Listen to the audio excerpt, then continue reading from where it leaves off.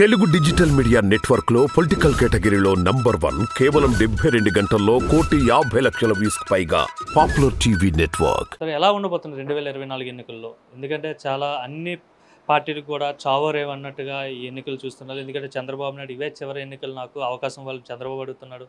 అలానే పవన్ కళ్యాణ్ ఎవరైతే crowd puller జనాదరణ కలిగిన వ్యక్తి పవన్ కళ్యాణ్ చంద్రబాబు కలిసి వెళ్ళబోతున్నారు. బీజేపీ కూడా జాయిన్ అయ్యే అవకాశం కనిపిస్తుంది. ఇంకోవైపు జేడీ లక్ష్మీనారాయణ గారు జై భారత్ నేషనల్ పార్టీ పెట్టారు.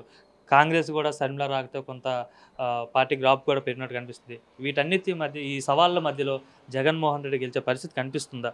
Sir 100% sir. ఎంతమంది కలిసి వచ్చినా కూడా ఇంకా జగన్ గారికి ఇంకా బలం. ఎందుకంటే ఇంకా సీరియస్గా పోరాడతాడు, ఫైట్ చేస్తాడు. ఎందుకంటే ప్రతిపక్షాలను ఏకమైపోయినాయి. ఏకమైనప్పుడు ఏమవుతుందండి, జగన్మోహన్ రెడ్డి గారు ఇంకా స్ట్రాంగ్ అవుతాడు. ఇప్పుడు ఈ నిర్ణయాలన్నీ కూడా దేనికండి, వీళ్ళందరూ కలిసారండి కదా. ఇప్పుడు చంద్రబాబు గారు కలిసినా, పవన్ కళ్యాణ్ గారు కలిసినా, లేదా బీజేపీ కలిసినా, లేదా కాంగ్రెస్ పార్టీ పోటీ చేసినా, ఎవరు వచ్చినా ఇబ్బంది లేదు సార్. ఆయన సింగిల్గా ఎదుర్కొంటాడు. ఎందుకంటే అంత మంచి పనులు చేస్తున్నాడు సార్. ప్రజలు సార్ ఏం చేయలేదు, రాష్ట్రాన్ని ఒక సైకో పాలన పరిపాలిస్తున్నాడు. ఆంధ్రప్రదేశ్ని అంధకారంగా మార్చేశాడు, మరో శ్రీలంకలా చేస్తున్నాడు అంటున్నారు కదా. శ్రీలంక చేస్తున్నారని చెప్పి వాళ్ళు అంటున్నారు కదా. మరి వాళ్ళు ఎందుకు ఇస్తూ ఉంటారండి ఉచిత పథకాలు ఎందుకు అంటున్నారండి? శ్రీలంక చేసామని జగన్మోహన్ రెడ్డి అంటున్నారు కదా మీరు, సీఎం గారిని. మరి మీరు ఎందుకు ఇస్తారండి? మీరు ఇస్తే శ్రీలంక అవదా? చంద్రబాబు నాయుడు డబ్బులు సంపద సృష్టిస్తాడంట కదా సార్. సృష్టిస్తాడు సార్. ఏందండి ఆయన సృష్టించేది? ఏది సృష్టించాడు కదా? రాజధానిలో రియల్ ఎస్టేట్లో కోట్లు నష్టపోయాయి. చంద్రబాబు వల్ల కోట్లు నష్టపోయా. జగన్మోహన్ రెడ్డి గారు నష్టపోలేదండి. చంద్రబాబు నాయుడు చేసిన దానికే నష్టపోయి కూర్చున్నాం మేము. జగన్మోహన్ రెడ్డి వల్లే నష్టపోయాడు. రియల్ ఎస్టేట్ అనేది చంద్రబాబు నాయుడు వల్లే ఇక్కడ బాగా పెరిగింది. కానీ జగన్మోహన్ రెడ్డి ఎప్పుడైతే వచ్చాడో మొత్తం అంతా కుదేలు అయిపోయిందని చెప్తున్నారు వ్యవస్థ. సార్ పిల్లవాడు కూడా నిదానంగా ఎదిగితే బాగుంటుంది సార్. ఒకేసారి ఎదిగితే ఏమవుద్దండి, 10 రూపాయలు 100 రూపాయలు చేసి కూర్చోన్నావు, ఆయన నిలబడతాయండి? మార్కెట్ నిలబడుద్దా? 10 రూపాయలు వస్తుంది 100 రూపాయలు చేసి నిలబడతారు, సామాన్యుడు కొనగలుగుతారు సార్. జగన్మోహన్ రెడ్డి ఏం చెప్పారు, నేను మద్దతు ఇస్తా రాజధాని, కానీ అక్కడ గవర్నమెంట్ ల్యాండ్ ఉంటే బాగుంటుందని చెప్పాడు. అవునా? అది మీరు పరిగణలో తీసుకోండి. మీరే ప్రచారం చేశారు కదా సార్. జగన్మోహన్ రెడ్డి గెలిస్తే రాజధాని ఎక్కడ ఉంటుందని చెప్పి మీరే ప్రచారం చేశారు కదా. మరి తప్పేం మాట, మరి మీరే చేశారు కదా ప్రచారం. ఇంకోటి చెప్పండి, ఇప్పుడు అమరావతి మీ రియల్ ఎస్టేట్లో కూడా ఉన్నారు ఆ రంగంలో. అమరావతిలో రియల్ ఎస్టేట్ మళ్ళీ బాగా పుంజుకుంది, రేట్లన్నీ పెరిగాయి. కేవలం కారణం ఏంటంటే చంద్రబాబు అధికారంలోకి వస్తాడనే కారణంతోనే అమరావతి రాజధానిలో రియల్ ఎస్టేట్ బాగా పెరిగిందని చెప్తున్నారు సార్. అక్కడ 5% బిజినెస్ జరిగితే సార్ 100% పుకార్లు పుట్టిస్తున్నారు సార్. బ్రతకి పెంచేశారు. మీరు ఒకసారి వెళ్ళండి, అక్కడ అడివి అనమాట సార్. ఇప్పుడు చంద్రబాబు సిన్సియర్గా 5 ఏళ్ళు పరిపాలిస్తే కనీసం రైతులకు ప్లాట్లు ఇవ్వగలిగాడే సార్? ఇచ్చాడా? ఇవ్వలేదు కదా. అంటే వీళ్ళు ఏంటంటే ఊహలో కలగంటున్నారు. ఎందుకంటే అక్కడ కేసీఆర్ గారు ఓడిపోయారు, రేవంత్ గారు గెలిచారు, ఇక్కడ చంద్రబాబు గారు గెలుస్తారు అని చెప్పి ఊరికి వాళ్ళు క్రియేట్. మీకు తెలియదు ఏముంది, ఆంధ్రజ్యోతి కానీ, ఈనాడు కానీ, TV5 కానీ, వీళ్ళందరి పరిస్థితి ఏంటి, ఊరికి హైప్ క్రియేట్ చేసుకుంటారు. మేము వచ్చేస్తాం చెప్పి ఓటర్ని కన్ఫ్యూజ్ చేయడానికి.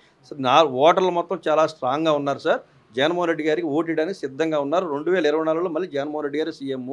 వీళ్ళు ఎంతమంది వచ్చినా కూడా, అంటే పవన్ కళ్యాణ్ అంటున్నాడు వచ్చేది జనసేన తెలుగుదేశం ప్రభుత్వమే వస్తుంది, జగన్మోహన్ రెడ్డిని ఎట్లా అయినా సరే గద్దె నుండి దింపేస్తూ అంటున్నాడు పవన్ కళ్యాణ్. సార్ దిప్పడం సాధ్యం కాదు సార్. ఎందుకంటే సార్ 4 కోట్ల మందికి మంచి చేసిన వాడికి ఎంతమంది అవాతాతలకు పెన్షన్లు ఇచ్చాడు, ఎంతమంది పిల్లలకి స్కూల్ బూట్లు ఇచ్చాడు, బ్యాగ్స్ ఇచ్చాడు, భోజనం పెడుతున్నాడు. ఇన్ని మంచి పథకాలు చేసిన అభ్యర్థిని ఎవరు ఓడగొడతారు సార్? అది జరిగే పని కాదండి. వీళ్ళు కలగంటున్నారు సార్. ఈ 2024 మాత్రం సాధ్యపడదండి. తర్వాత ఏమన్నా జూనియర్ ఎన్టీఆర్ గారు వస్తే ఏమన్నా అప్పుడేమన్నా కుదురుద్దేం కానీ, 29లోనో లేదా 34లో కుదురుద్దేం కానీ, ఈ నెక్స్ట్ 24 మాత్రం వీళ్ళ ఎవరి వల్ల కాదండి. కావాలంటే మళ్ళీ మీరు ఒక ఇంటర్వ్యూ పెట్టుకుంటే 4 నెలలు లాగిన తర్వాత డెఫినెట్గా 100% జగన్మోహన్ రెడ్డి గారు సీఎం అవుతారు. ఓటర్స్ అంతా ఒకసారి కులాల మతాలతో కూడా పని లేదండి. ఎందుకంటే ఆయన పథకాలు అలాగే ఇచ్చారు, వీళ్ళు జనం కూడా అలాగే ఉన్నారండి. మాకు మంచి చేసిన వాళ్ళు కావాలి. క్యాస్ట్తో పని ఉందండి, వాళ్ళ కులంతో పని ఏమని చెప్పండి. ఎవరైతే మంచి చేశారో వాళ్ళ సపోర్ట్ నిలబడతారు. అది ధర్మం. మనం ఎందుకు సార్ చిన్న కుక్క బిస్కెట్ వేస్తే విశ్వాసం ఎరిగితే వస్తుంది, చిన్న డాగ్. మరి మనుషులకి ఇన్ని మంచి పనులు చేసిన తర్వాత వాళ్ళు ఎట్ట మారుతారు సార్? ఓటు జగన్మోహన్ రెడ్డి గారికి వేయకుండా వేరే వాళ్ళకి ఎలా ఇస్తారండి? లాజిక్ విషయం చెప్తున్నా. వ్యతిరేక ఓటు బ్యాంక్ ఉండదా? ఉంటుంది. ఉంటే ముందుగా పవన్ కళ్యాణ్కి కొంతమంది వేసుకుంటారు, చంద్రబాబు గారికి కొంతమంది వేస్తారు, బీజేపీ కొంతమంది వేస్తారు, జేడీ లక్ష్మణ్ గారికి కొంతమంది వేస్తారు, కొన్ని పార్టీలకు వేసుకుంటారు కదా.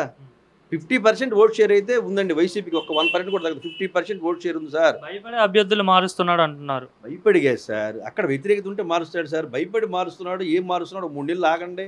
అసలు మీకు అభ్యర్థి దగ్గర చెప్పండి. మీరు అభ్యర్థులు, ఇప్పుడు జగన్ గారు అభ్యర్థులు పాటించాడు, మీరు అసలు అభ్యర్థులు పాటించారా? అసలు మీకు అభ్యర్థులు ఉన్నారా? టీడీపీకి 50% అభ్యర్థులు లేరు, జనసేనకి. వైసీపీలో చాలా మంది ఎమ్మెల్యేలు మాతో టచ్లో ఉన్నారని టీడీపీ వాళ్ళు చెప్తున్నారు. మేము గేట్లు ఎత్తితే వైసీపీ పార్టీ ఖాళీ అయిపోతుందని చెప్తున్నాం. ఎత్తమనండి సార్, గేట్లు ఎత్తేగా తెలిసేది వీళ్ళకి. ఎత్తమనండి, గేట్లు ఎత్తే ఏముంది, టికెట్లు ఉన్న పోతారు, పోనండి, మంచిదే. ఏముంది అక్కడ?